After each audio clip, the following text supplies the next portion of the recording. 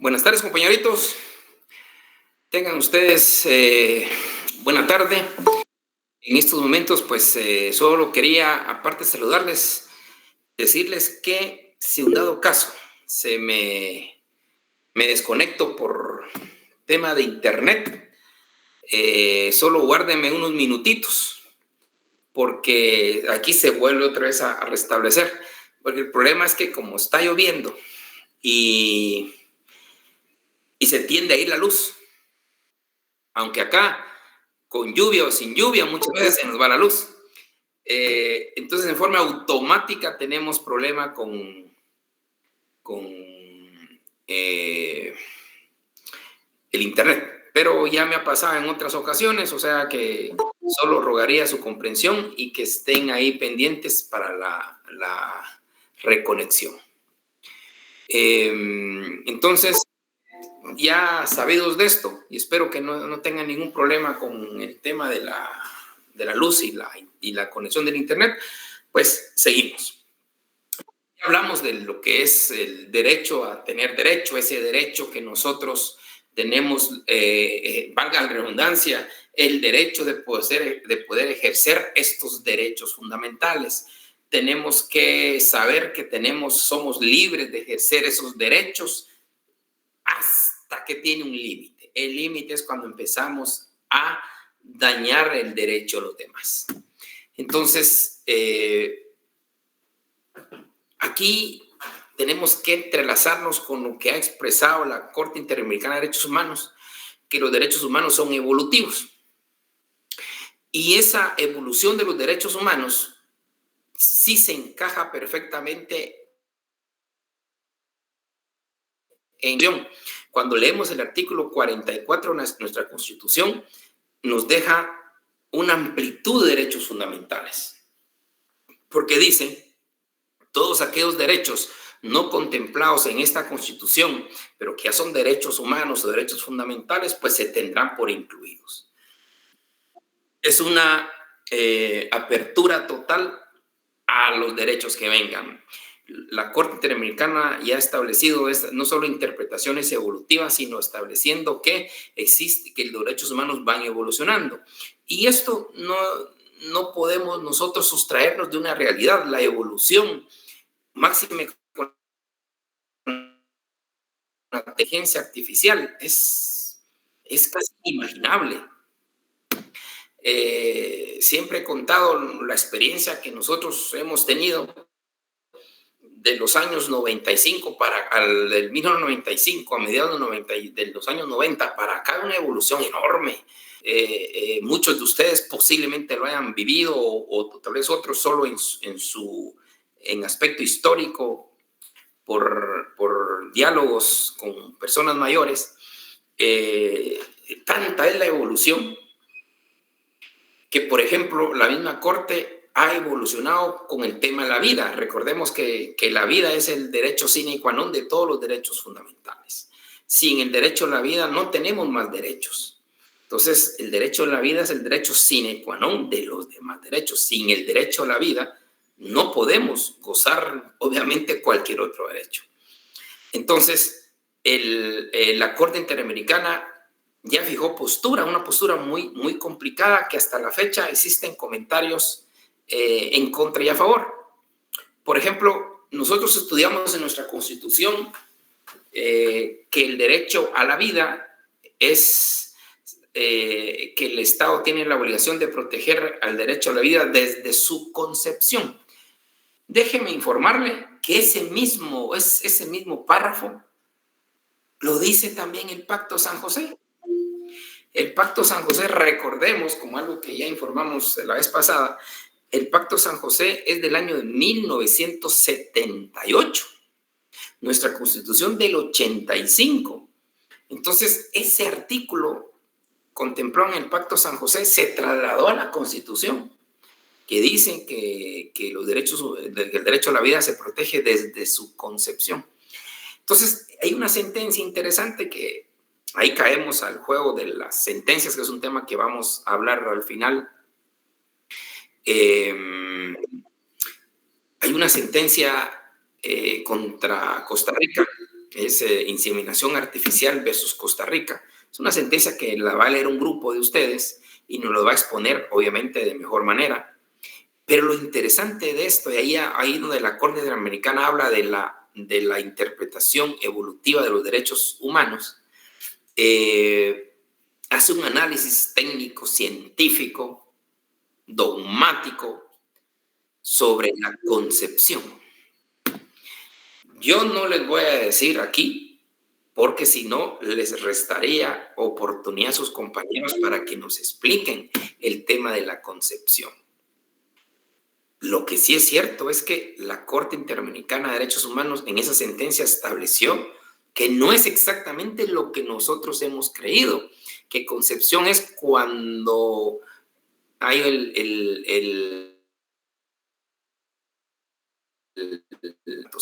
esto es lo que siempre hemos creído nosotros, pero ya la Corte lo zanjó.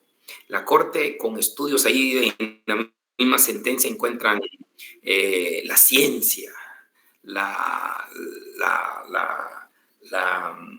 doctrina, donde explica que dónde realmente empieza la concepción y dónde realmente el Estado debe de proteger a este fruto. Entonces, es interesante porque va evolucionando.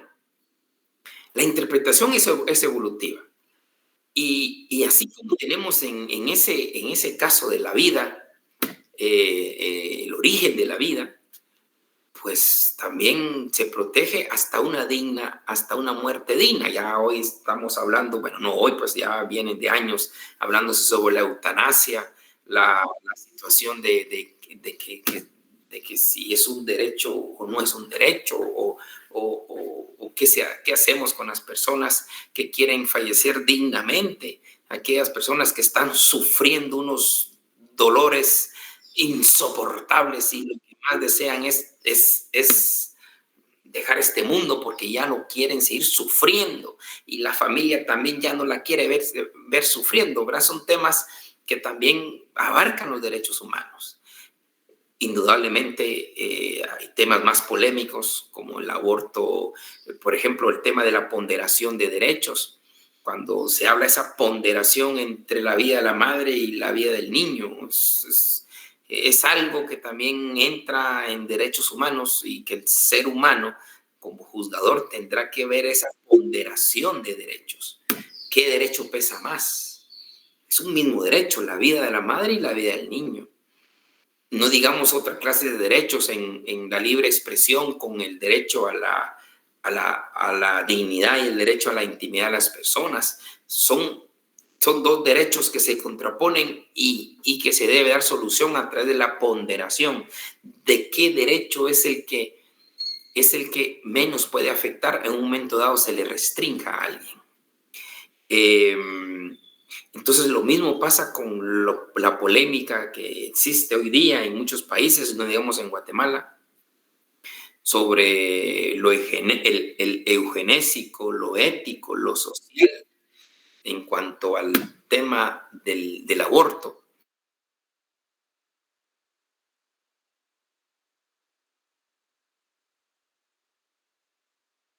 Caso contra Salvador, precisamente sobre el tema del aborto. Ahí es lo interesante de acudir a la jurisprudencia de la Corte. Es interesantísimo porque ahí vamos a obtener esa información jurídica, esa información científica, esa información dogmática, porque recordemos que la Corte Interamericana de Derechos Humanos es el único ente encargado oficialmente de interpretar el Pacto San José. Y recordemos que el Pacto San José es la fuente de todo el derecho constitucional, en principio y de gran parte del continente americano. Muchos derechos contenidos en el Pacto San José están establecidos en nuestras constituciones. Ese derecho de ponderación abarca también situaciones familiares o de la propia niñez, y con evolución del derecho se ha establecido que los niños en cuanto a la Convención Internacional del Niño y la misma Corte Interamericana, en algunas sentencias que vamos a ver, incluyendo unas sentencias contra el Estado de Guatemala, los niños de Villagrán, por ejemplo, niños de la calle versus Guatemala. Aquí quiero recalcar algo muy importante para que ustedes lo empiecen a ver. Toda la justicia internacional, todas las cortes internacionales, todas las cortes internacionales, todas las cortes juzgan estados, no juzgan personas. Por eso es que se habla Murillo versus Costa Rica, Rascacó versus Guatemala, Niños de la Calle versus Guatemala, Aguilar versus Chile, Ramírez versus México. O sea, son contra el Estado. Y tiene su razón.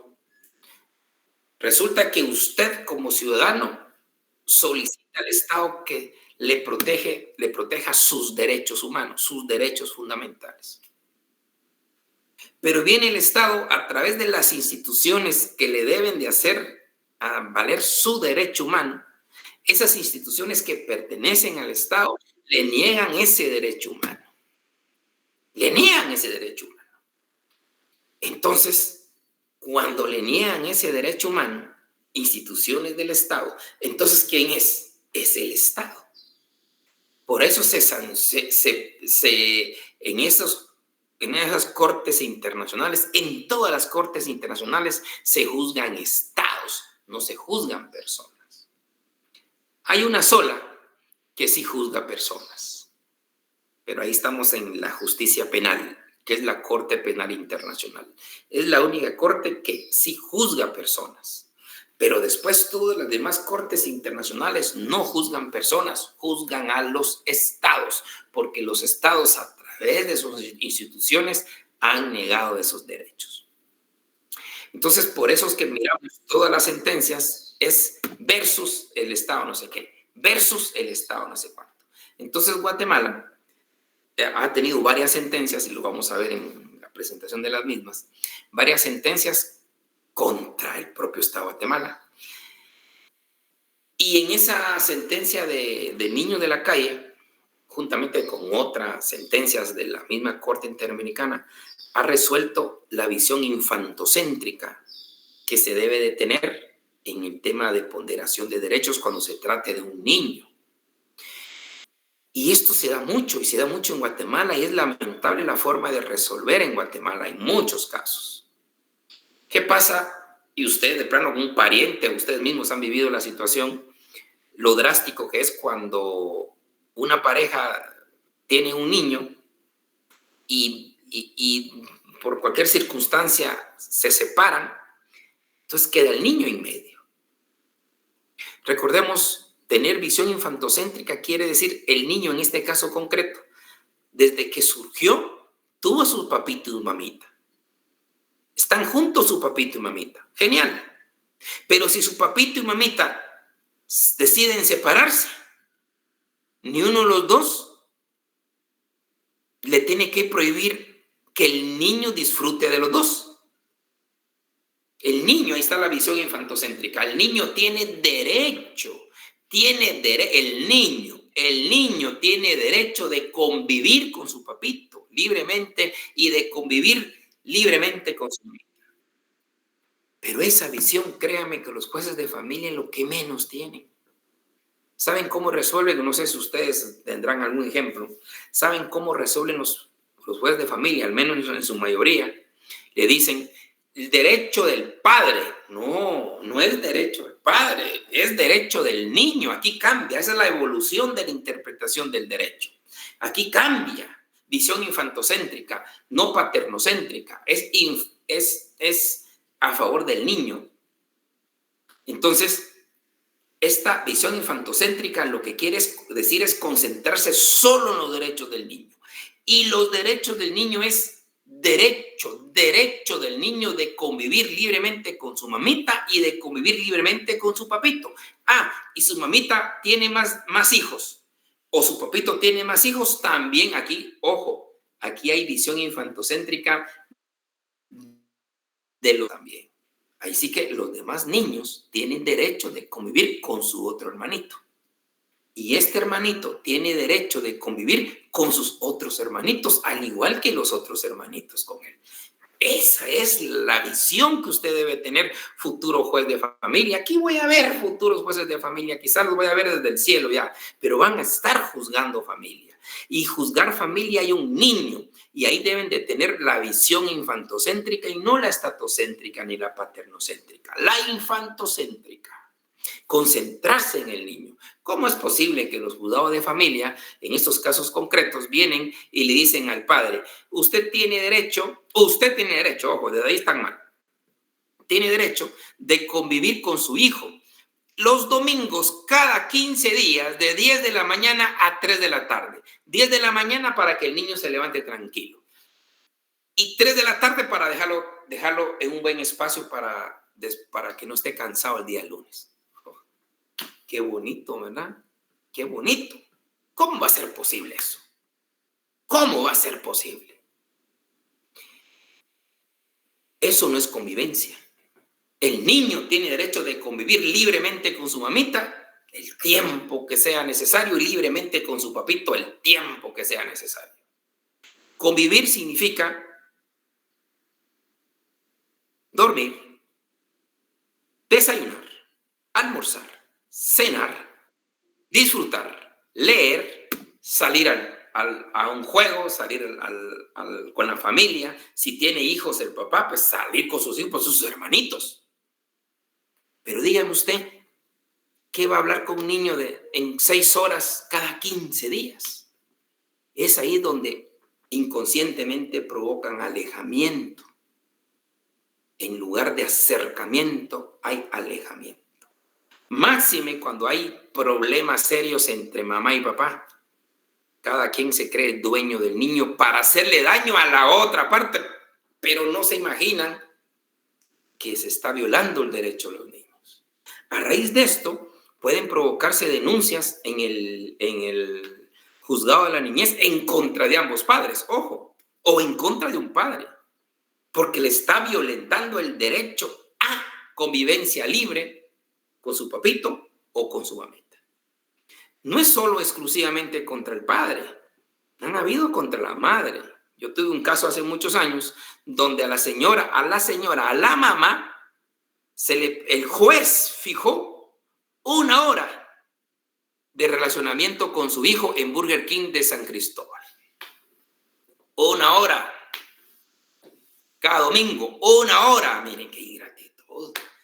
Y saben, más ingrato se vuelve la situación cuando los abuelos del niño llegaban a las 6 de la mañana o 6:30 y metían al niño al lugar de juegos. El niño ya no quería salir, ¿verdad?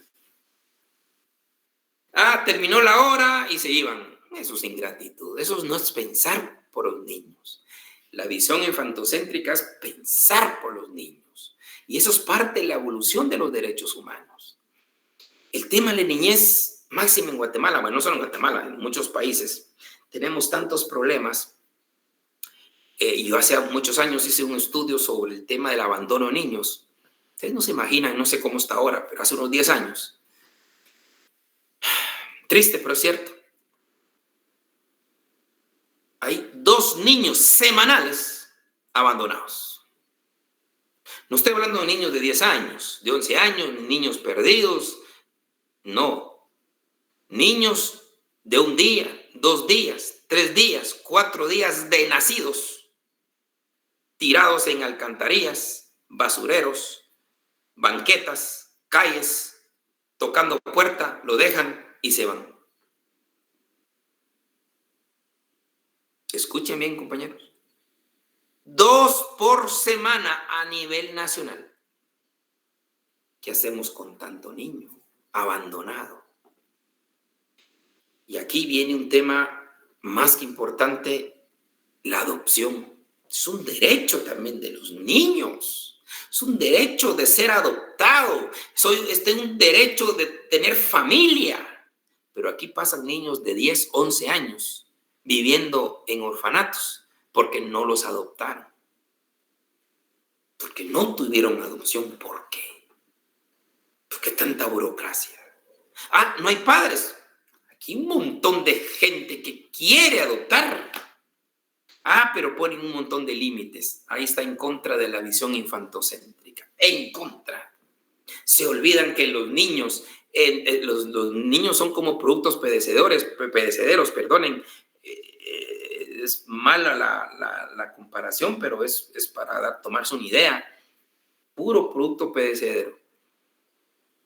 A los 2 años, fácilmente adoptable. Después ya no.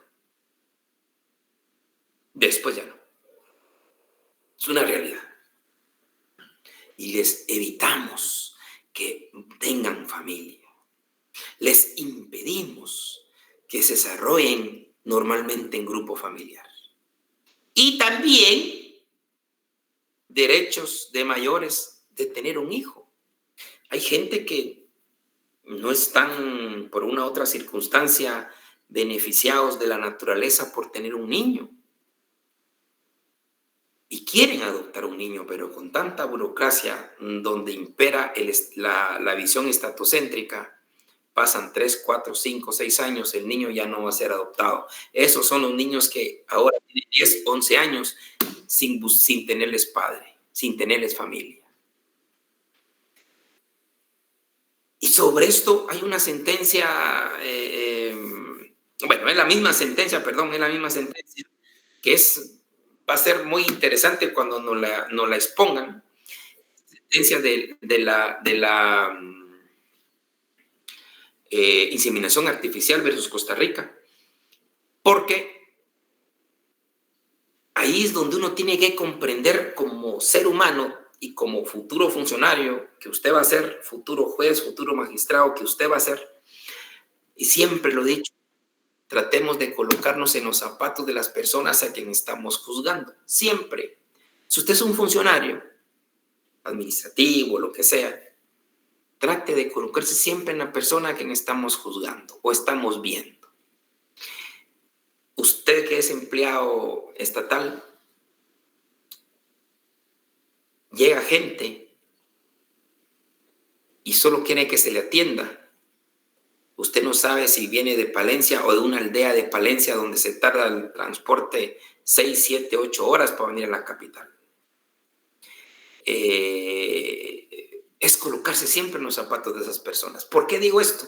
Porque en esta sentencia, aparte del tema de la concepción, hay algo que me llama la atención y lo ayuda a uno a reflexionar. Por eso la sentencia misma dice la interpretación evolutiva de los derechos humanos. En Costa Rica, o sea, se le sanciona a Costa Rica porque a través de la Sala Constitucional declaran inconstitucional un decreto que permitía la inseminación artificial. Y con eso, pues las personas acuden a la Corte Interamericana de Derechos Humanos por la violación a su derecho humano. Y aquí empiezan a surgir varias situaciones, y muchos de ustedes en su cabecita lo pensarán en estos momentos, muchos. Es que si no viene de Dios, no es correcto. Si Dios no les dio la oportunidad es porque Dios así lo quiso. Entonces se van por ese lado. Pero ¿por qué no nos ponemos en lugar de esas personas que ellos quieren ser buenos padres, que ellos quieren ser buenas madres, que ellos añoran ser padres? Añoran. Es lo que más desean en la vida. Pero la naturaleza no les favoreció. Ahí es donde viene la Corte Interamericana. Miren qué interesante lo que les voy a explicar ahorita. Es algo que jamás había pensado. Jamás. Al leer la sentencia, deja uno muchas cosas en reflexión. Y dice la Corte Interamericana que estas personas que no pueden tener niños, y alguno de ustedes conocerá a alguien, un pariente muy cercano, se darán cuenta de lo que sufren. El Estado tiene que dar las herramientas necesarias para equipararles con aquellos que sí pueden. Y ahí determina que estas personas son consideradas con discapacidad. Y uno dice, de veras, ¿verdad? ¿Por qué? Porque no son capaces de engendrar o concebir por sí mismos. Entonces, tienen discapacidad. Y esa discapacidad, el Estado tiene que darles todas las herramientas necesarias. Ahí se da la discriminación positiva. Darles todas las herramientas necesarias para equiparar o equipararlos con aquellas que no necesitan esas herramientas. Y ahí determina que el Estado de Costa Rica ha actuado con discriminación a estas personas, las ha discriminado, porque teniendo las herramientas de hoy, ¿por qué se las quita? Y el Estado de Costa Rica es sancionado por la Corte Interamericana de Derechos Humanos. Es más, en cuestiones reales, si a usted no lo puede en un lugar, se va a otro lugar, ¿verdad? Por ejemplo, mucha gente de Costa Rica se fue a Colombia a realizar la inseminación artificial. O sea, dice uno, Costa Rica le prohibía, pero se iban a Colombia. Más discriminación todavía, porque solo aquellos que tenían las condiciones de irse a Colombia sí lo podían hacer, mientras el que no, ¿verdad? Es castigar también al que menos recursos tenga. Importante lo de esa sentencia, y de ahí me viene a mi mente una sentencia interesante también aquí en Guatemala, muy importante e interesante. Y yo no sé si han escuchado, bueno, ahora se ha vuelto un poquito más popular el tema del vientre subrogado. El vientre subrogado es el famoso tema de los vientres de alquiler, que también tenemos problemas. En Guatemala no existe regulación de esa naturaleza, pero por no tener regulación es increíble, pero aunque usted no lo crea, sí se realizan aquí en Guatemala. No digamos Estados Unidos, Europa, donde sí está, especialmente Estados Unidos, regulado el vientre subrogado. Y aquí hay una sentencia muy, muy bonita de la Corte de San Francisco. Mire usted, futuro juez, futura juez. Mire el siguiente caso que pasó en California. Una pareja de novios fijan fecha para contraer matrimonio. Viven bien, tranquilos, felices y esperando la fecha del matrimonio. Entonces deciden ellos que en ese ínterin a que llegue el matrimonio quieren tener un niño, pero por vientre subrogado. Entonces contratan a una mujer para el alquiler del vientre. Y así lo hacen. El grave problema, y nadie, absolutamente nadie había preveído que ellos se iban a enojar antes de contraer matrimonio, se separaron y ambos dijeron que ya no querían saber nada del uno ni del otro, y todo lo pactado queda a cero. Sí, pues, y el niño que estaba en el vientre de otra persona, ¿qué hacemos con el niño? La persona del vientre, ella no lo quiere tampoco, porque ella solo está contratada solo para tener al niño, nada más. Ella tiene sus problemas familiares, sus hijos, y por eso ella está cobrando tal cantidad para sus hijos, no para otro que nada que ver, ¿verdad? Eso es complicado. ¿Y qué hacemos con el niño? Imagínese usted un casito así que le llega a usted a su juzgado. ¿Qué hacemos? Y aquí viene ese tema de la teoría evolutiva del derecho, de la interpretación del derecho. Viene la Corte de California y determina un principio muy importante, que ese principio también se aplicó en esa sentencia de vientre subrogado en Guatemala. El principio de intención. Ya era lógica, ¿verdad? Principio de intención. ¿Qué es el principio de intención? Nos está diciendo que es responsable de la crianza de la alimentación, del vestuario y todos los derechos correspondientes hasta la mayoría de edad de las personas que dieron o motivaron la intención de que esta criatura naciera. Muy separados pueden estar, odiándose pueden estar, pero la gran responsabilidad es de ambos. Así resolvió la Corte de California. Esas son las situaciones que uno dice, ¿será que se darán? Claro que se darán.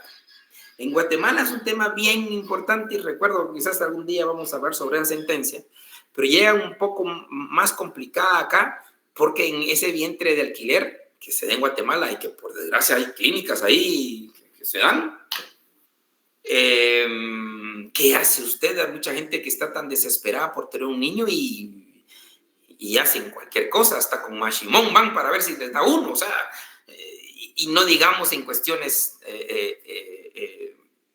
de ciencia. Entonces, el problema es que por la falta de regulación, todo es delito. Y por la falta de regulación,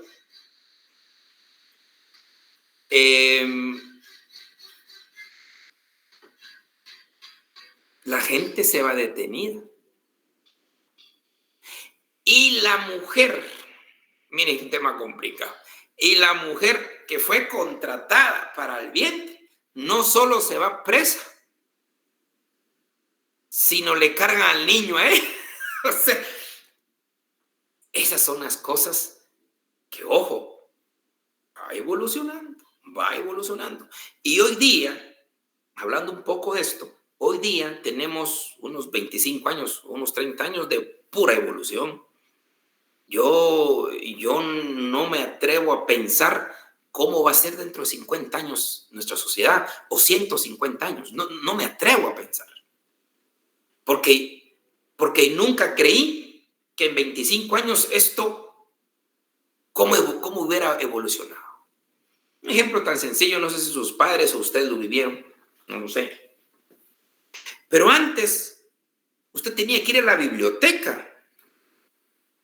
Tenía que ir a la biblioteca y la biblioteca le quedaba muy lejos, tenía que buscar transporte o lo que sea y tenía que llegar a la biblioteca. ¿A qué iba a la biblioteca? A prestar un libro. ¿Para qué prestaba un libro? Porque tenía una investigación. ¿Y qué hacía con el libro? Lo leía y sacaba un resumen. Unos hacían resúmenes, otros copiaban literalmente las páginas del libro. Si son 5 páginas, había que copiar las 5 páginas. Si son 2 libros, pues hay que buscar 3 libros o 4 libros y los párrafos y copiarlo manualmente. Yo sé que para muchos de ustedes, ¿y eso cómo se? Así era. Hoy, usted agarra un celular y ¡chic! Y ya está. O si no, del celular baja libros. Usted tiene bibliotecas enteras en la palma de su mano. Bibliotecas. Bueno, insistir, no me imaginé esto que estamos pasando hace 30 años. No me lo imaginé. Yo todavía soy de la época arcaica que tenía que ir a la biblioteca a copiar. Pero después una cosa genial, vinieron las fotocopiadoras. Ese fue el mejor invento del mundo, las fotocopiadoras, porque ahora en adelante usted ya no tenía que copiar a mano. Es que es lo más lindo del mundo. Ahora solo agarraba el libro y ahí misma, o si no le decían fotocopia, está aquí a 3 cuadras y se iba usted 300 metros a sacar la fotocopia de los libros y lo regresaba y ahí está. Lo más lindo del mundo fue las fotocopias. Imagínense hoy. Sí, para mí es increíble toda esta evolución tecnológica. Hoy con la inteligencia artificial que me sorprende. Imagínese usted, hoy se toma una foto, hasta selfie, que no sé qué, y en 30 segundos ya lo puede mandar usted a todo el mundo. Está en Europa, está en Sudáfrica, está en Australia. Es una cosa increíble. Y la inteligencia artificial, no sé cómo vamos a parar. Hay un libro de inteligencia artificial al inicio de los 2000. Es interesante que lo puedan leer, que se convirtió en película. La película también es interesantísima. que yo nunca, cuando vi la película, nunca creí que ya en 30, 40 años íbamos a tener ya robots con esa capacidad. Hoy tenemos robots que hablan con seres humanos y responden cualquier pregunta y en cualquier idioma. Hoy, no sé, dentro de poco. Entonces aquí viene el tema de los derechos humanos. Y ahí muy importante el artículo 44 de nuestra Constitución, porque el artículo 44, como ya lo expuse, deja una libertad de derechos por la misma evolución de los derechos. Entonces no sé qué van a pasar con los tataranietos, no lo sé. No sé qué va a pasar. No sé qué desarrollo o qué relación se van a tener con los robots. No sé cómo se va a vivir en esa época. No me imagino. Si fui incapaz de imaginarme esos 30 años de final del mediado de los 90 para esta fecha, lo que ha pasado. No sé si a ustedes les han comentado, ustedes lo vivieron. Cuando usted quería hablar con su tía por teléfono, usted tenía que ir a Guatel. No sé cuántos kilómetros le quedaba a su casa, tenía que ir a Guatel a decirles que quiere usted que le llamen a su tía que vive en qué municipio, y entonces para el día de mañana a las 4 de la tarde. Entonces ya Guatel de aquí de su pueblo se comunicaba con Guatel del pueblo de su tía y le decía, mira, hay una persona que quiere hablar con la fulana tal a las 4 de la tarde de mañana. Perfecto. Entonces el Guatel de allá le mandaba un telegramita a la señora y le decía, mire, su sobrino quiere hablar con usted mañana a las 4 de la tarde. Entonces mañana a las 4 de la tarde usted estaba en la cabina de este municipio, cabina 3, y su tía en la cabina de Guatel de ese municipio, en la cabina 4. Es la única forma de poder hablar con mi tía. Es increíble. Estamos hablando a mediados de los 90. Hoy no. Hoy los muchachitos están pero más tecnológicos que cualquiera. Entonces la evolución, jóvenes, está ahí. Yo creo que yo mentalmente no estoy preparado para esta cosa que puede pasar entre los 20 y 30 años, la inteligencia artificial. Estoy sorprendido el día de hoy. Y es el inicio de lo que no sabemos que pueda pasar. Pero a esto viene por la evolución del derecho, que es lo que realmente, eso lo ha dicho claramente la Corte Interamericana de Derechos Humanos. Y aquí entra ese aspecto teleológico de los derechos humanos, el aspecto teleológico que efectivamente teníamos o lo que se persigue es el fin de los derechos humanos que sean respetados. Eso es lo que realmente queremos, el aspecto teleológico, que los derechos humanos sean respetados. Que no los podamos, que nos respeten los derechos humanos y respetar el derecho de los demás. Como yo les dije la última vez, qué mejor es entender que entre respetemos los derechos va a ser una mejor sociedad y no llevarnos de listillos violentando el derecho de los demás. Porque con eso se logra ese aspecto axiológico que es la justicia, ese valor que se pretende alcanzar los derechos humanos, y ese valor es la justicia, que es lo esencial para respetar los derechos humanos. Sin justicia, porque la justicia tenemos que verla como aquel que, si es justo, por ejemplo, si alguien estudió, ¿qué es la justicia? Que gane el curso. Que alguien se esforzó, ¿cuál es la justicia? Que gane el curso. Pero no es justo aquel que no se esfuerza y gana, aquel que no estudia y gana. Es parte de la justicia, es parte de ese aspecto axiológico de los derechos humanos. El etiológico se refiere a la dignidad de los derechos humanos, reconociendo que la dignidad de los derechos humanos es la fuente de todos los demás derechos y que a través de la dignidad es el límite que tiene el Estado. El Estado, recordemos, tiene límites. Y uno de los límites que tiene el Estado para accionar son todas esas garantías, derechos y libertades que tiene el ser humano, y ni más ni menos esa dignidad del ser humano. Un aspecto ontológico también importante de los derechos humanos es las características esenciales del ser de los derechos humanos. El objetivo que los derechos humanos sean para siempre.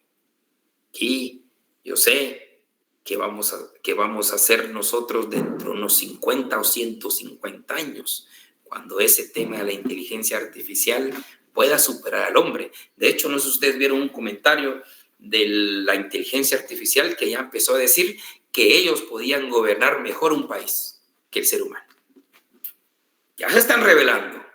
Aquella película que vieron un día de la revelación de las máquinas, no sé hasta qué punto nosotros todavía lo podemos ver. El aspecto sociológico en Guatemala en cuanto a los derechos humanos, son todos aquellos estudios que hacen las instituciones internacionales o las Naciones Unidas y las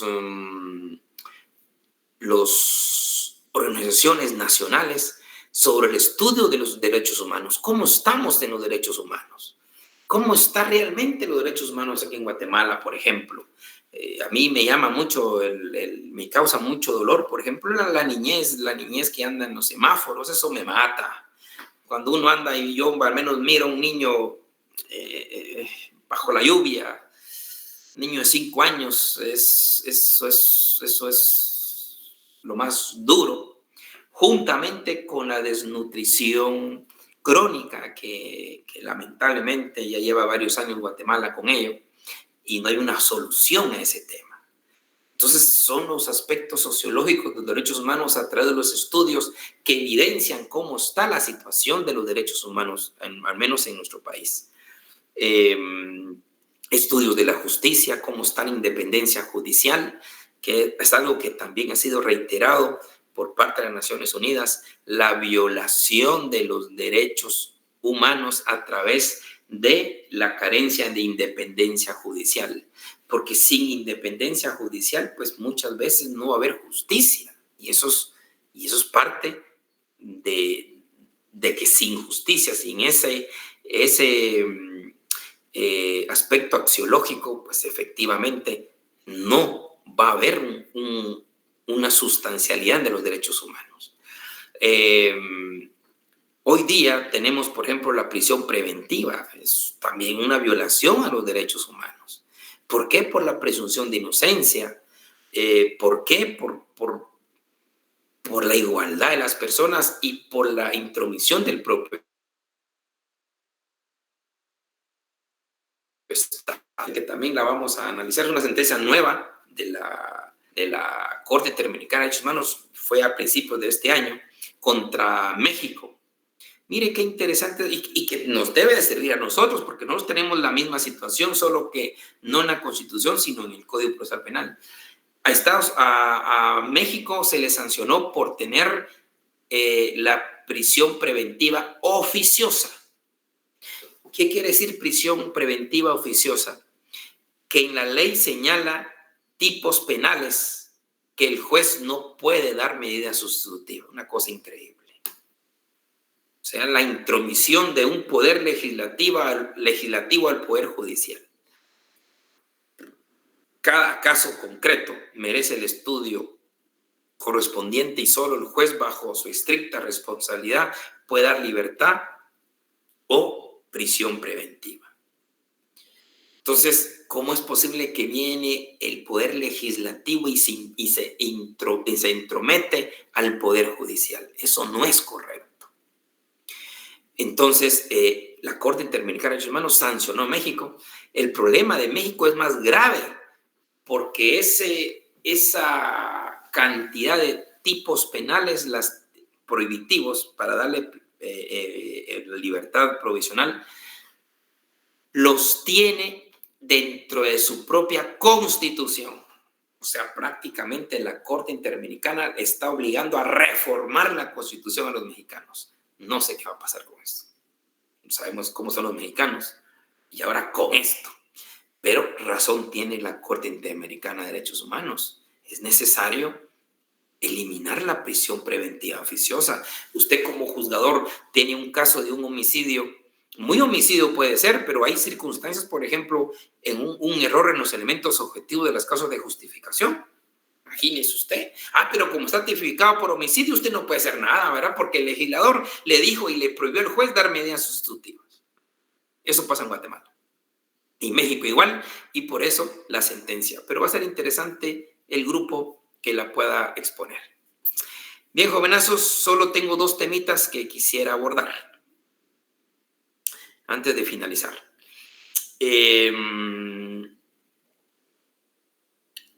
Sobre las sentencias, tal vez el día viernes podamos hablar sobre cuántos somos. Ahorita me aparecen 191, no sé cuántos somos.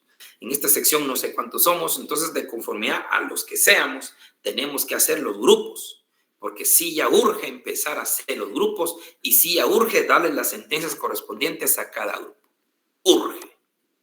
Entonces posiblemente ya el casos, por favor, el viernes ya alguien de ustedes o que se comprometa con nosotros para darnos la cantidad exacta que podemos tener para hacer ya los grupos. Por favor, para el día viernes. Por favor. Y el siguiente tema es algo más de concientización. Nada más de... Sí, don Andy, cuénteme.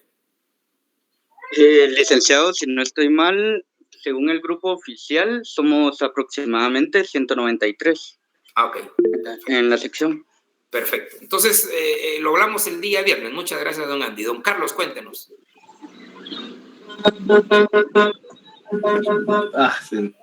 ¿Me escucha, licenciado? Disculpe. Sí, me escucho. Cuénteme. Control Académico le puede proporcionar un listado oficial de los alumnos inscritos en el curso.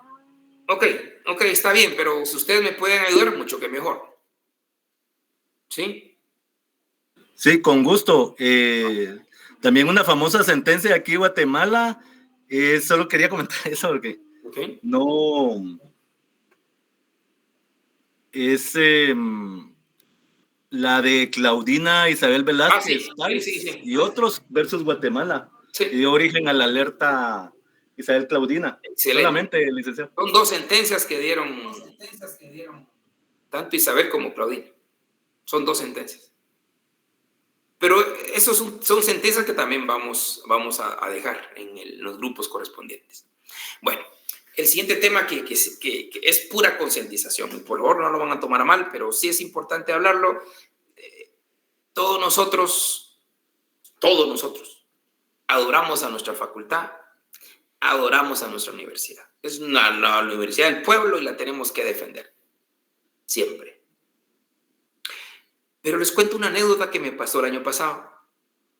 Y vale la pena hacer énfasis en esta pequeña reflexión. No estoy limitando nada. Simplemente reflexionemos. El año pasado hubo un problemita con una compañerita. Ella hizo una pregunta que aquí a nadie se le debe de limitar las preguntas, los comentarios, a nadie. Pero a un grupo le pareció muy gracioso y una pregunta graciosa y inmediatamente pues la hicieron, ahora la palabra famosa viral, y la viralizaron. El problema de la viralización máxima en estos medios, y estamos viendo hoy día y que graban y todo lo demás, es que esa preguntita la viralizaron por los medios TikTok y no sé qué, y fue a nivel mundial. Pero ¿saben el problema? Es que nunca pensaron en las repercusiones, porque ¿quién quedó mal? No, la niña ni se conoce, ni se sabe quién es nuestra facultad. Yo he tenido el privilegio, jóvenes, de dar clases en universidades privadas de renombre aquí en Guatemala, y todas cometen errores.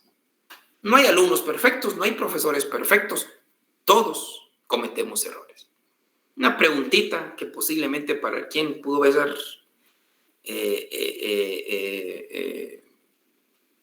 muy chistosa. El problema fue para la facultad. Las demás universidades empezaron a decir, miren qué alumnos tiene la facultad, miren qué facultad esa, miren qué no sé qué. Jóvenes, en todas las universidades hay siempre problemitas, pero las otras no sacan a relucir sus errores. Aprendamos de eso. Nuestros errores y comentarios que queden acá. No los saquemos a flote, porque los que quedamos mal somos nosotros. Ustedes no se imaginan los grandes comentarios tan horribles que le hicieron a la Facultad de Derecho de la San Carlos. No a la niña, a la facultad. Miren qué alumnos, miren, y lo peor que fue a nivel mundial, no digamos nacional. Eso es como que usted en su casa tenga problemas, usted tenga sus problemas en su casa, pero usted jamás va a abrir la puerta y las ventanas para que el vecino venga a verlo y que le mire sus problemas. Eso no. Todos, y bueno asistir, en muchas facultades hay serios problemas. Pero no se ven, no los ven a luz. Don Mauricio quiere hablar, perdone. Buenas noches, licenciado. ¿Sí? Sí, le saluda Mauricio Calderón. ¿Sí? Licenciado, fíjese que yo estuve con usted el semestre pasado, tal vez te recuerda. Me da tiempecito de último, gracias, licenciado, yo espero. Pues sí, entonces, en muchas facultades de Derecho se cometen unos garrafales errores, pero mire, ahí se queda, como debe quedarse. Entonces me entristeció mucho porque sí, nuestra facultad fue objeto de muchas burlas, demasiadas burlas. Evitemos, no solo en esta clase, tratemos de evitarla en todas las demás, los problemas que se queden acá. Un consejo que les doy, lo toman o no lo toman, ustedes sabrán. Bueno, pasen buena noche, compañeros, nos miraríamos el próximo viernes. Don Mauricio, cuénteme.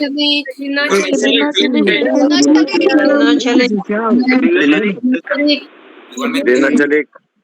Sí, licenciado, disculpe. Cuénteme.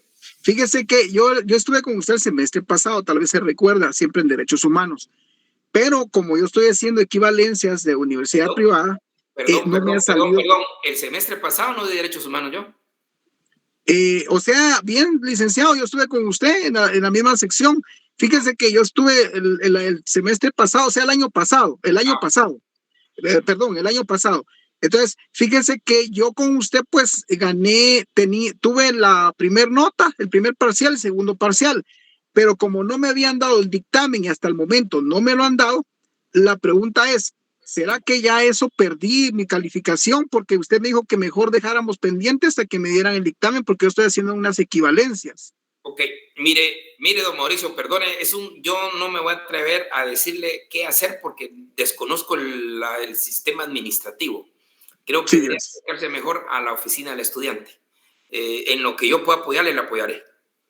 Perdone, así concretamente, ¿cree usted que esa nota la tiene usted como para, o sea, por ejemplo, si yo me puedo ahorita asignar con usted y si me llegaran a dar el dictamen, solamente me quedaría el examen final?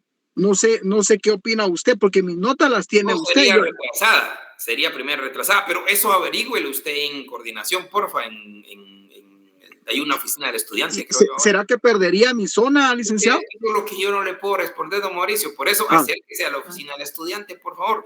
En lo que yo pueda apoyarle, yo le voy a apoyar.